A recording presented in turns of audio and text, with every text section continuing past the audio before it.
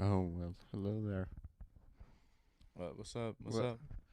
So, do you think capitalism is a real thing? Yeah, I don't like it.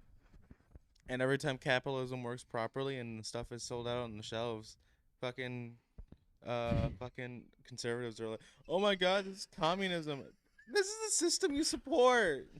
Okay, but how come every time everybody's like, "Oh, Bernie Sanders is a communist," nobody can ever explain what it is? Hey, what is it? What? Communism. I don't like it. Okay, explain it. No. They've literally shown I know Daily Show is the worst example, but every time they have a reporter out there from the Daily Show, they're like, "So how is he bad?" I don't know. I don't know. I just like Mr. Trumpy better. I don't I know. like Big Don. He was in Home Alone too. I like Big Don Stunks, and I do not lie.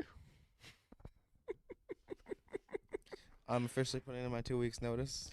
All right. Well, my show now. My show now. Oh, what? If you didn't know, we're back Outtakes. to scratch. This is only politics on this podcast. Only politics and whether or not penguins should be considered birds if they can't fly. I mean, isn't that already a fact that they're birds? No, No, people no, don't think they're birds, I don't think they're birds. but they are birds. There's something else. They have wings that they could potentially flap They're if they want to birds fly. with a Z. I mean, yeah, because they're zipping by. This is the worst way we've started. So All far. right. All right, so let's just get into it. This is scratch that. Let's talk about this. You know what You it know, is. you know what it is. Oh yeah. But are you real, sir? Am I real? Are you Yes. real? Is he real? Is he real? Yeah. Today we are discussing IDK's studio album. Yes, he's previously had mixtapes and all that such, but this is his debut studio album. Is he real? Okay, before we get into anything, I love the production so much on this. Like the production was so good. I didn't expect to like it as much as I thought it was. Cuz I know you played that one song. What was it? Was it No Cable? I think it was No Cable or it was digital. No, it was digital. It was digital and No Cable. That's Sorry, right, digital. I'm getting distracted by the kitty cat for a second there. You crash the show every Cat now count. Cat counter. Yeah, digital and No Cable. yeah, I'm trying to think. I think it was either digital or it was 24 was one of the first singles. It was 24. But yeah, Yeah, this is shall good. we get into it? Yeah. So Cloud Blue is basically, I like to call it like an interlude. There's not a lot going on here, but there's a lot going on at the same time. Oh yeah. Basically, it's just IDK talking to presumably somebody called Max. Now, there is somebody named Maximilian credited in the credits. However, I could not find any information out about this. So, This is the wildest way to start an album. I love it. So what's very interesting about this is kind of a little tribute in a weird way to older albums, like Busta Rhymes and all that, where they would start with an adult talking to a kid, and progressively it gets worse as it goes along. But this specifically, let's just get into it. This album is a revolving topic of religion. So basically, IDK asks Max, what happens when you die. And it's from the child's point of view of basically What heaven is. At first it's all It's cute. You get to the pearly gates, you're in line, and then when you finally get up there, you wake up because God isn't fucking real. Well, you missed the whole part where he's like, well, you even see Tupac and Biggie. He's all excited about that. Yeah, it's interesting because when I first started hearing this, I'm like, oh, this man's religious, and then I get to the end. Oh, well, this isn't Chance the Rapper, so hold the phone there. This album is more complex than that, I'm gonna say for sure.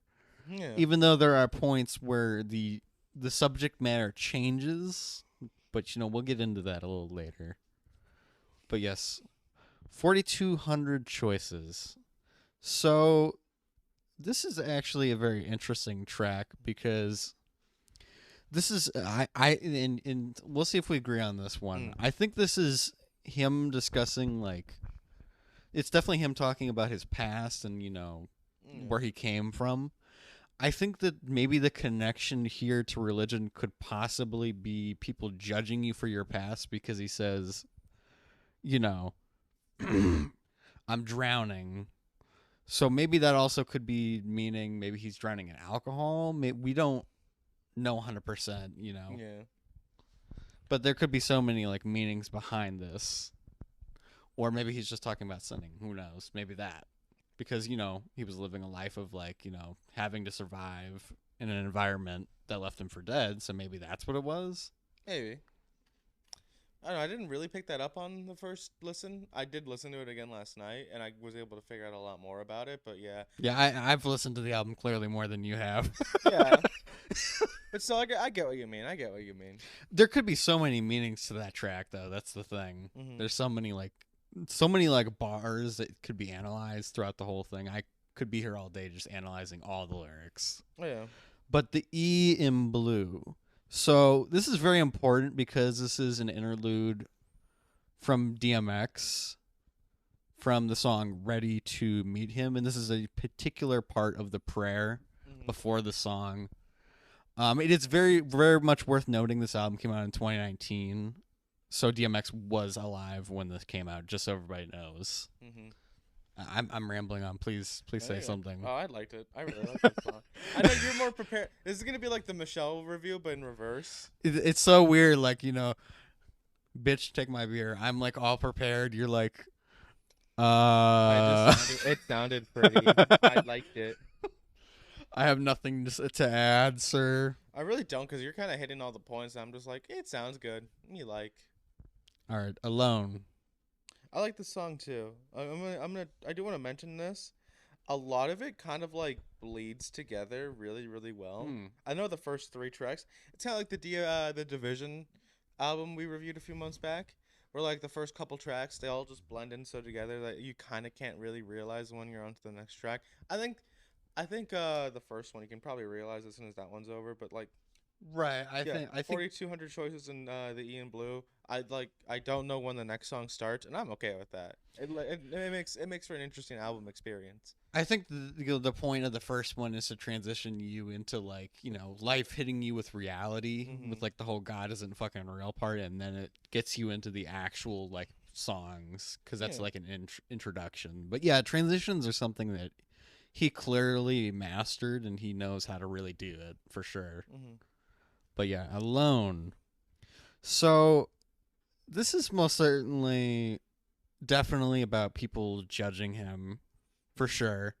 And I would say that the connection to religion is most certainly, Christians judging people for sure. It's weird. They're the most judgmental group of people, but like if you make one comment about their religion, they get all like critical about it. I think that that's something that he touches on in this song specifically for sure. But he also says that like, I don't care if you're gonna hate on me, if I'm successful, like, that's what all that matters. You can go ahead and keep hating on me, but I'm still winning at the end of the day.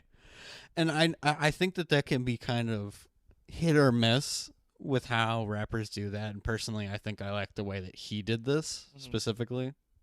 It's pretty good actually. Yeah. But my favorite lyric from that is, if you don't like me, pick up your face from off the floor, ditch all the hate, your heart controls. And also, by the way, I should note that he's singing the hook. That's actually really cool that he's singing the hook and then also doing the groundwork of the rapping as well. That's very hard for a lot of musicians to master that. I know the only other person that could probably see pulling off would be Tyler, but yeah, we'll get into that a little bit later. Yeah. We'll get into that here in a little bit. That was a little surprise, and it made me really happy. Which is funny because I played you that track before, and you were like, "Oh, okay." And then when you actually heard the album in context, you were like, "It's him." But 24, I think this was the lead single, but I'll have to. This is double also check his that. most streamed song on Apple Music. Yeah, because it's like I think you can understand why, because it's got such a catchy hook. Yeah. And the beat is like so like bum bum. For a minute, I literally thought it was Lil Dicky, and I had to make sure. I had to make sure it wasn't him. I had to make sure. I'm like, hold on. It's Lil Dicky. Please note the white boy is not saying this right now. I know the white boy did not say this. This is true. But like, nah, it threw me out because like there are features on this, but like they're not like explicitly No, shown. they're not like specifically credited. There's some like background vocals that are credited, by the way, for Yeah. sure. But like I wrote down specifically the DMX part is he got sample clearance to do that, so it's technically a credit as a feature, even though it's an old song. Yeah. So, but yeah, 24. So I really like this song. this is this is specifically a brag rap song for sure. He's not hiding that, and that's fine. You know, he's good at it. That's what matters. And I think most people are gonna enjoy this song. It's all a matter of do you like boomy like production? Do you like stuff like that? Yeah. But I also think that there's a deeper meaning to this song of he's talking about that people are jealous of him winning and they want that lifestyle so badly that they're willing to do anything. Yeah. There's so many meanings to this song specifically too that you could like catch the second time around like, "Oh, shit." Oh my god. And yeah, it's intertwined with him talking about his past too. You know, he's not shy about talking about his past and like the gang life and all that stuff for sure. Yeah. But yeah, Lily. It's a very interesting, by the way, interesting segue because it has like a record scratch into the song. Oh yeah, it does. That's and I actually like that. pretty tight actually.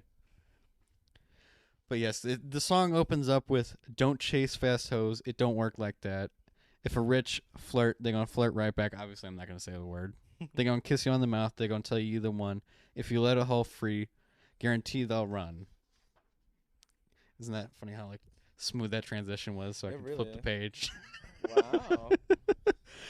But yes, this song is very a base level. You could think he's just calling this girl a hoe, and that's all he's saying. But it's actually multi-layered more than that. Yeah. Because he's implying that anybody would do anything for that lifestyle, and when they get it, it's not really that great sometimes. Yeah. You got to deal with a lot of problems if you're like rich and famous still at the same time. Mm-hmm. I'm like waiting for you to say something, So but I'm stealing the show, aren't I? Honestly, I mean, I really like it. I really like it. Again, good production. I like the hooks. I like the way it's written. I like the way he does things. It's nice. Everybody's gonna think that I'm like holding a gun to your head, like don't say anything. In this corner over here, in this corner over here, the cat is just holding a little contraption. He's holding me hostage. The cat is holding a contraption right now. But next, porno. One of the I think that it's safe to say this is the one that kind of doesn't really revolve around the like religion aspect for sure. Mm-hmm. It definitely strays away the most. I mean, you could kind of reach and maybe say like lust with the sex angle, maybe. But I still think it's a great song because I like it too. we get a Jid feature and a Push T feature, which if you didn't know, like when it happens, it's like, oh yeah, holy shit. No, I really like the song. I remember really enjoying the song a lot when That's pretty nasty though. It is. I should warn people that song is really nasty. It really is. But literally one of my favorite lyrics though is the Bible says beating my dick and killing is equal. Yeah, But that don't add up because the amount of times I milk my shit, I'll probably be considered cereal. I did remember that line sticking out to me when I heard it the first time. I'm like, oh shit, he kind of has a point. But yeah, I know the way he like just slightly kind of puts in little lines about religion here and there. It's actually kind of cool. I dig that. Just little small things to keep the concept going for sure. And then we get into I do me, you do you. Hold on. I do me. ... You do me. Specific. I'm kidding. Go ahead. Continue. You were right. But nah, I really like this little interlude. I think it was cute. And then I heard Tyler, and then the first time it took me a minute to realize it was him. I had to go back, look at the credits. I'm like, holy shit, it is him. So then I listened to it again. I'm like, oh, it's just him talking about like, hey, yeah, I know in the past you're not a religious person, but do you believe there's a higher power out there? I'm like, huh, this is interesting because there's just like tidbits of Call Me If You Get Lost on here. Yeah, man, this came out in 2019. Igor had just come out around this time. Yeah, it was weird because like people were expecting Tyler to like full on rap on this album when it was like kind of like rumored. Mm-hmm. And then all of a sudden Tyler's just kind of there, just talking. And at first I was like, huh, that's weird. Then the more I listened to it, I'm like, oh, he's actually letting him like talk about an intellectual subject and like actually have a moment here. Oh yeah. And also, it's important to know that the beginning of it is a interpolation of "Why Don't We Fall in Love" by Amiri. I'm probably saying that incorrectly, but you know.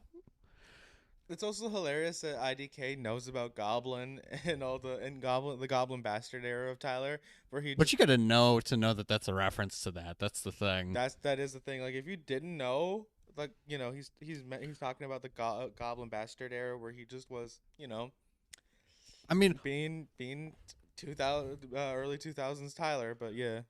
it also could just be implied because if you don't know that album, he was pretty publicly saying anyways, like, oh, whatever, fuck, yada, yada, yada, anyways.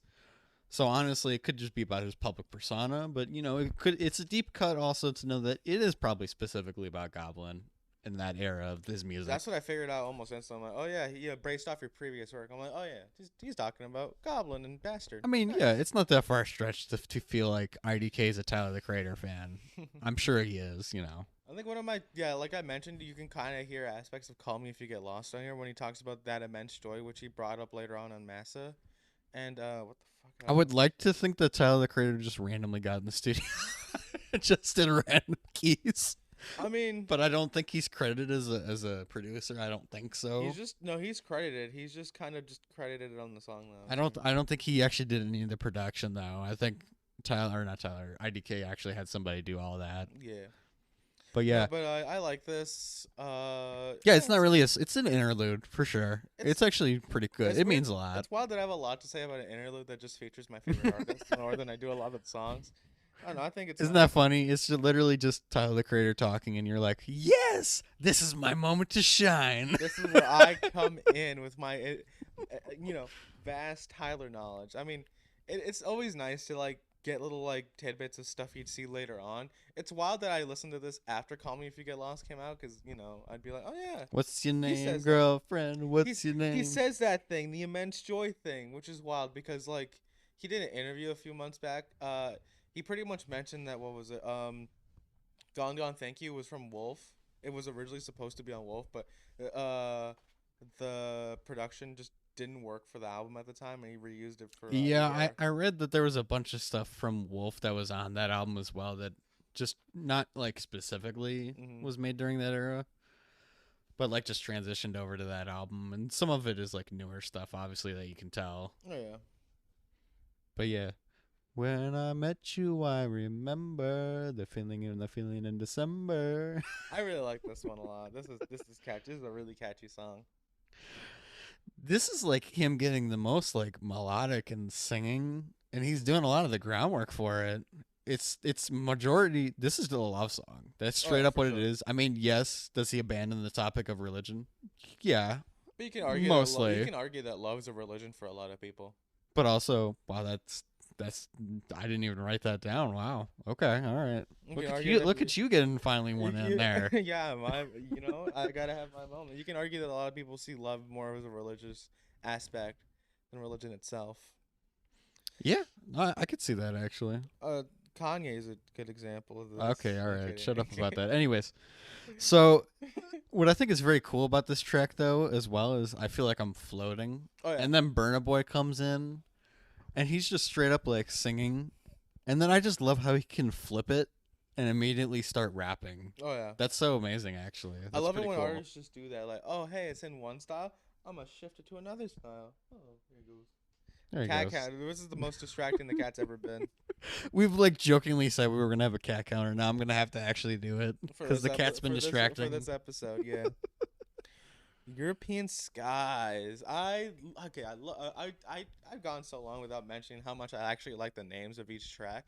I don't know why. It just fits super well for each track. Like, dang, you be naming this, and this just came out of your mind.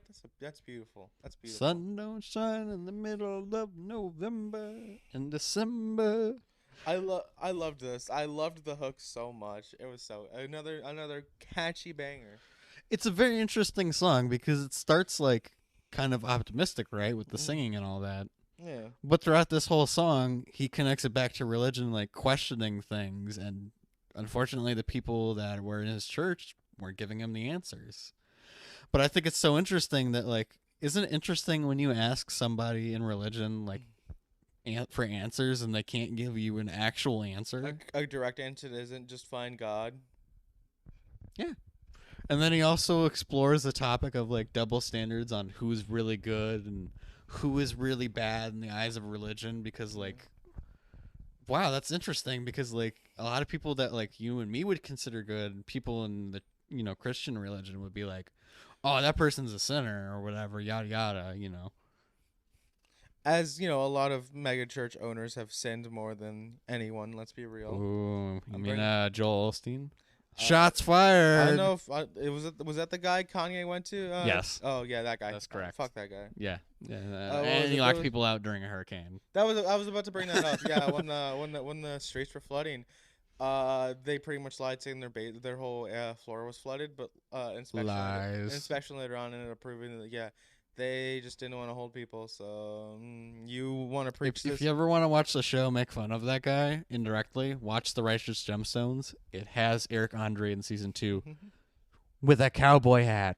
But no, yeah, if you want to preach a religion that like in your eyes is the best In thing your out there, eyes. in your eyes is the best thing ever I that is know. supposed to help people, then actually help people. Stop taking these donations to make sure the building stays up. Make sure you at least donate them to a nonprofit organization. Let's do that. All But right. no, He's had I his gotta keep the lights on.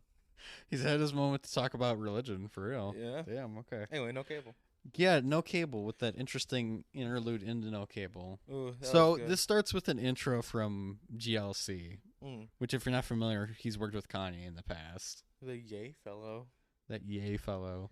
The yay man. Now, there's a lot of different interesting topics going on here, by the way. Oh yeah. Because sure. the song, it starts off with literally him just talking about his past, stuff like that. But then you truly see what the song is going to be about, which is hatred, which is born in hatred in and of itself. And how hatred connects together from hatred for black people, hatred for this, hatred for that. And he all interconnects it together into the hook. Would you agree so far? Oh yeah. Okay. So this is actually a very deep song. And we might lose a couple people talking about the song, by the way. But whatever, fuck, who cares?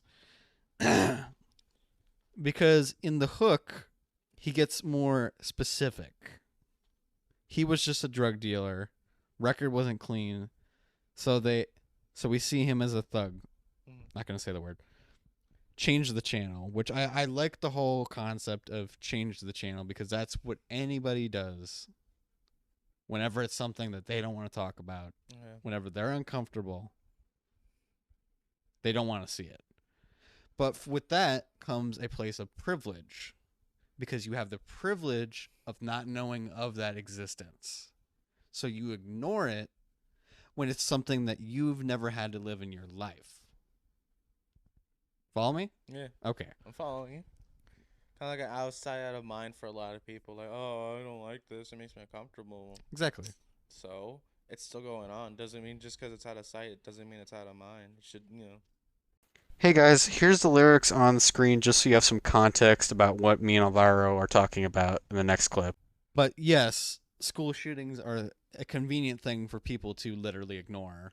Yeah. They don't want to. They don't want it to be real. They don't want to talk about it. I know I ended up bringing this up to my friends a few months ago. Not a few months ago, like a few days ago. We were like, the news was on in the break room, and there was just like another shooting in Chicago, and I'm like, I like turn to all of them. Like, it genuinely depresses me that every time I see, oh, another shooting happened, I keep getting more and more desensitized to it. Not like I'm uncomfortable about it, but I'm at the point where like, oh, it's happening again. So, which is depressing that we're kind of that used to stuff like this that it can just happen. I know South Park did a really good episode on it where everyone's just been really, really desensitized to stuff like this happening, just more shootings. It's interesting and it really kind of makes you think when someone points it out like, oh yeah, I don't feel the weight that this should have like I used to a few months back. If that makes sense at all. That makes sense. I understand for sure. And then he connects it again with, "I love this girl. This girl loves me, even though I'm a girl too." Which is, by the way, that is so like crazy that he even mentions this. And then it ends with "she my," and then it's cut off. Change the channel.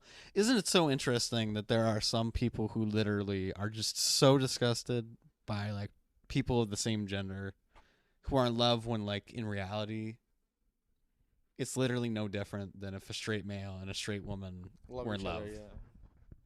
I think that's just so interesting that he even brings this up, you know. It's like, wow.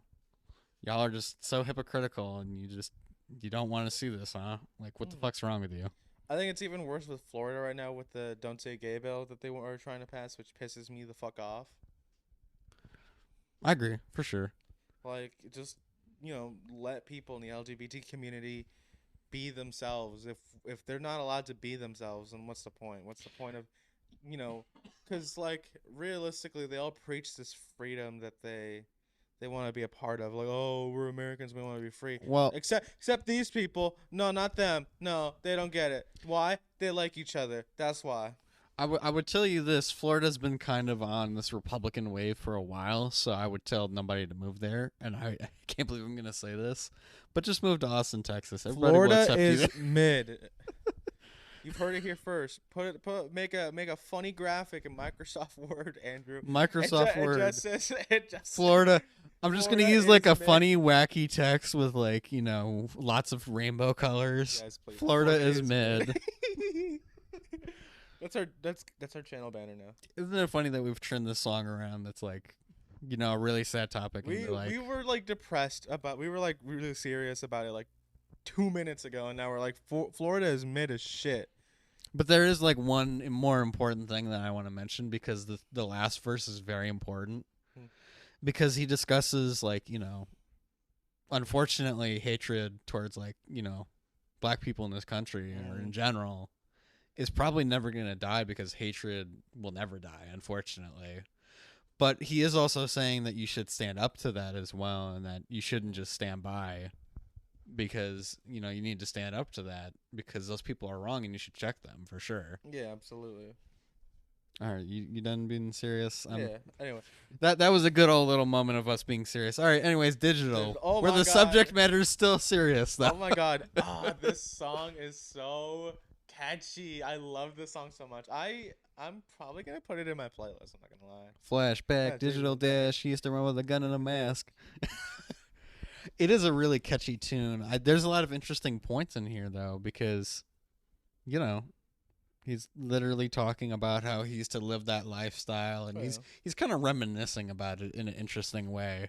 I don't know. But also making a point. Oh, I'm sorry. Go ahead. I just enjoyed the hook and the lyricism and just how beautiful and melodic it sounded. Like, yeah, you can make the argument, oh, it's a rap song. It's not supposed to, be in the same, it's supposed to compare it melodically to shit like, Beethoven, Mozart. Shut up. No. I mean, I think it works. I think it works I love it for the so matter. much. Like it's this and Family Ties, the Baby Keem song. Like, they've proven that, like, yeah, something is like That is the weirdest connection, but I agree. You got me. Something is like a surface level viewing of, oh, these just sound good, and then you pull back on the layers and see just how complex from like a production songwriting perspective these songs can actually be. I hate when people are like, I don't like rap songs. I don't like modern music. You can make it in like a day. You can make a chart single in like a fucking day. Okay, you do it. You fucking do it. It's hard. Like, if you take a lot of these songs from and put them onto like sheet music, you'd see how complex it can really be. Yeah, that's just my weird little rant. No, I understand. No, it's definitely a really well produced track. Mm-hmm. I mean, he's talking a lot about like double standards of like, oh, so if a cop kills me, That's not a crime. not a crime, but like legit, if I sell weed, I like go to prison for 5 years. What the fuck, dude? Or jail, one or the other. But still. But yeah, it's a really good track. I like that. Was actually the one that was the song that specifically like hardcore made me a fan. That song right there. Honest to God, this song might make me a fan too. It's so good. It is really good. I wish I could have seen it live, but like this came out after the pandemic, unfortunately. So Oh, boo. I no it. Yeah, but It's he wasn't 2019. on tour then. I'm sorry. No, that's not true. That But means you still have a not chance. You here. still have a chance. Still have a No, chance. we could still. I want to go see him live at some point. But yeah, Very cool. Michael, what What the the fuck? fuck? This is a very interesting track. I want to see if you got what I got out of I this. probably didn't. Let's So this is IDK getting a little bit into what happened with him and his stepfather, just a little bit. see. No. We're getting a Oh, that's little bit of right. context. That is right. Shit. Hold on, no, hold on. Yeah, Don't spoil it remember yet. now. I remember Don't spoil it now. yet because there's a lead up to it. He gets a little bit into, and by the way, you do have to kind of listen to his previous albums to get a little bit of this information as well, because Mhm. like I in don't know, some of his earlier work, he does talks about explain this. it pretty well on here, so I don't. He explains how he didn't exactly have a great relationship with his stepdad, and Mhm. his stepdad kicked out his mom after something an evently happens, and then we get into Julie, the next track, where ultimately he gets into asking where is God, and then we throughout the track we understand why he's asking where is God towards the end. Mhm. But you know we unfortunately learn at the end of the song that his mother died from AIDS. Yeah, it was AIDS. And it's like, Jesus. I do want to say that he did this in one take, by the way. It sounds like it. Jeez. And it's crazy that he's willing. It's very hard for an artist to open up this well about something like so traumatic in their life about a loved one, especially a mother. Oh yeah. Like your mom dying from AIDS. And it feels like he made this because he's angry at his stepdad. He's angry at the world that he can't talk to his mother and express his love for her. And it's very sad. But Mhm.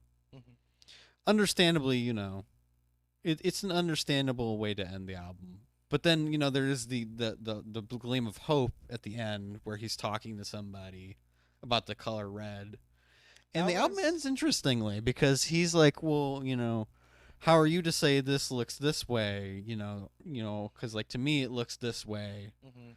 And how am I just to say this person doesn't think God exists? Go ahead. Which is like interesting, like the color red. Question. Oh, how would you describe the color red without describing colors or anything? How would you describe it? Because it's interesting. Because like people have pointed out that like science has pretty much proven that not everyone sees the same colors exactly the same. So like I can probably view a certain color a certain way as opposed to you. Like you can view the brown a little either a little bit darker, a little bit lighter. It just all 100% depends on the person, and that's what's interesting because like when I heard that I'm like, holy shit. Yeah, no one can describe the same thing the same way no matter what. I know it's hard describing colors without talking about the color, but already you gotta also realize that some people don't see colors the same way. Some people are colorblind. Some people just can't see Yeah, at I was all. about to say we gotta be careful because somebody's gonna be like, I don't see color. Some people are either colorblind or just normal blind, which is even wilder because what is it? They make shirts that have braille on like the sides, and it kind of tells you what color it is. I did not know that. Yeah, Okay, all right. they make shirts like that. I think you can get them custom made. So That's interesting. Okay, I'm any learning. I'm finally learning stuff over here any from blind you. people hearing this, I got you. I wasn't gonna say Oh it. yeah, I wasn't okay. gonna say watching. I wasn't gonna say watching. I was about to say Yeah. like careful with your next words here. I said here. I was like, I was even thinking in my head. I'm like, if I say watching, I'm gonna get fucking bullied. I'm gonna Oh. get canceled. Yeah, I mean I think we're done. I guess yeah, the cat scratching. Scratching, making biscuits over You there. could say the cat has cat scratch fever over there. God. No, but man, I really, really liked this album from a production standpoint and like finding more about it out. Like when I listened to it the first time, I'm like, holy shit, this is kind of depressing. But like, it sounds really beautiful. And then I listened to it again. I'm like, oh yeah, he's talking. Yeah, I can get the religious aspect. Now I'm like, here, I'm like, damn, he's really just super complex with all this. Fuck. What would you give it though? 10 Out of 10. 10 out Oh of 10. wow. Yeah. I liked Dang, it that that's much. high. I liked it that much. I'd say a 9 out of 10 for sure. Boo. Wow, I give it a lower Boo. rating than you. A Wow. 9 out of 10. There's just little things where I'm like, that's it. That's all. Yeah, I still like it a lot. It is a really good album. It's a replayable album for sure. Absolutely. I have little to no complaints. All right, fine. I'll up it to 10 out of 10. Yay! I bullied him into doing that. All right, well, I'm done here. I'm Can the done. people find you anywhere? yet. You're just gonna be. He's gonna be over here in the corner. My corner. Yeah. You can go ahead and stream his music. It's called Alvaro I don't have has any music I don't have called music. music.com on I don't, Spotify. I don't have any music. Why would I be on Spotify? Joe Rogan's You on can there, you can nasty. see his interview with Joe Rogan where he talked about DMT for 5 hours. I don't know what DMT is, but okay.